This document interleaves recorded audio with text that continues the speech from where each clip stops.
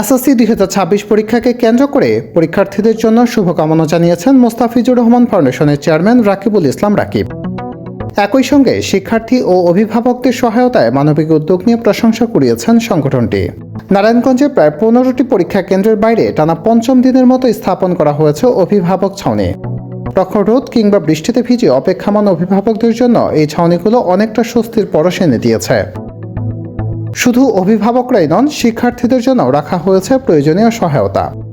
কলম, scale, file, বিশুদ্ধ পানি এবং স্যালাইনের ব্যবস্থা করে শিক্ষার্থীদের পাশে দাঁড়িয়েছে আয়োজকরা। এতে পরীক্ষার্থীরা অনেকটাই নির্ভর হয়ে পরীক্ষার অংশ নিতে পারছে বলে জানিয়েছেন সংশ্লিষ্টরা। এই উদ্যোগ বাস্তবায়ন শুরু থেকেই মাঠে সক্রিয় রয়েছেন সদর থানা ছাত্রদল। রোদ বৃষ্টি উপেক্ষা করে শিক্ষার্থীদের সহায়তায় কাজ করে যাচ্ছেন তারা। পুরো কার্যক্রমে সার্বিক তত্ত্বাবধানও করছেন সংগঠনটি। উদ্যোক্তারা জানান, শিক্ষার্থীরা যেন কোনো ধরনের ভোগান্তিতে না পড়ে এবং নিশ্চিন্তে পরীক্ষা দিতে পারে, এই লক্ষ্যেই তাদের এই উদ্যোগ। অনেক উপকার হয়েছে আমাদের আজকে, যে বৃষ্টির দেয়া ছাত্রছাত্রী সবাই নিরাপত্তায় বসেছিল।